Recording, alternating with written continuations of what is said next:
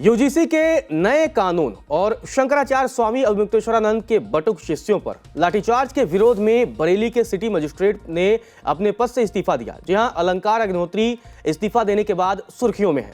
उनका इस्तीफा स्वीकार नहीं हुआ है, लेकिन उन्हें अनुशासनहीनता के आरोप में सस्पेंड कर दिया गया है। इस बीच माघ मेले में मौजूद स्वामी अवमुक्तेश्वरानंद सरस्वती ने उनसे फोन पर बातचीत की है, यानी कि अलंकार अग्निहोत्री के साथ फोन पर बातचीत की और कहा कि जो पद सरकार ने दिया था उससे बड़ा पद धर्म के क्षेत्र में हम आपको देने का प्रस्ताव रखते हैं। स्वामी अवमुक्तेश्वरानंद ने कहा कि हम लोगों के मन में दो तरह की प्रतिक्रिया हो रही है।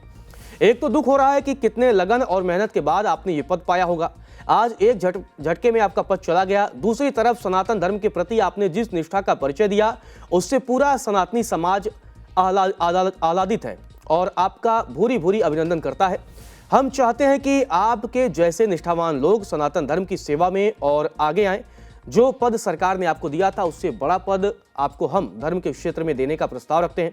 गौरतलब है कि प्रांतीय प्रशासनिक सेवा यानी कि पीसीएस के 2019 बैच के अधिकारी अलंकार अग्निहोत्री ने राज्यपाल और बरेली के जिलाधिकारी अविनाश सिंह को ईमेल के जरिए अपना इस्तीफा सौंप दिया था।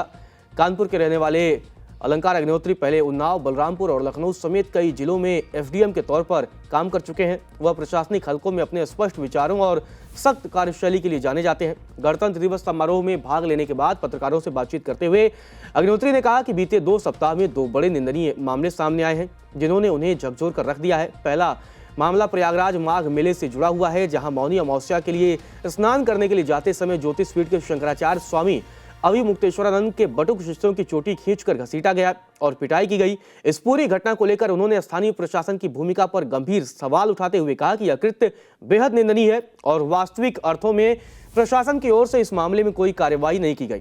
उन्होंने कहा कि इस समय उनके भीतर जो पीड़ा और व्यथा है उसे शब्दों में पूरी तरह बयां करना संभव नहीं है। अग्निहोत्री ने स्पष्ट किया कि अब वह इस तंत्र का हिस्सा नहीं बन सकते, क्योंकि न जनतंत्र बचा है और न गणतंत्र, अब केवल गणतंत्र शेष रह गया है। अपने इस्तीफे में अग्निहोत्री ने कहा कि जब सरकारें ऐसी नीतियां अपनाती हैं जो समाज और राष्ट्र को विभाजित करती हैं, तो उन्हें जगाना आवश्यक हो जाता है।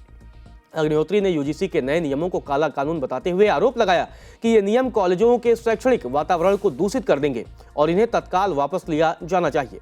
उन्होंने 13 जनवरी को प्रकाशित यूजीसी विनियम 2026 पर भी आपत्ति जताई और आरोप लगाया कि इससे ब्राह्मण समुदाय के लोगों पर अत्याचार होंगे। इसके प्रावधान भेदभावपूर्ण हैं और सामाजिक अशांति व आंतरिक असंतोष को जन्म दे सकते हैं। गौरतलब है, अलंकार अग्निहोत्री ने सरकारी नीतियों, विशेषकर यूजीसी के नए नियमों और प्रयागराज माघ मेले में शंकराचार्यों के बटुक शिष्यों के साथ हुई कथित बदसलूकी को लेकर नाराजगी जताते हुए इस्तीफा दे दिया था। उन्होंने यूजीसी नियमों को काला कानून बताते हुए कहा था कि ये कॉलेजों और विश्वविद्यालयों में शैक्षणिक माहौल को खराब कर देंगे और ये भी आरोप लगाया था कि माघ मेले में मौनी अमावस्या के स्नान के दौरान शंकराचार्य के बटुक शिष्यों के साथ मारपीट हुई और प्रशासन ने इस मामले में कोई ठोस कार्रवाई नहीं की। इसके बाद उन्होंने अपने पद से इस्तीफा दे दिया, जिसके बाद लगातार वो सुर्खियों में है।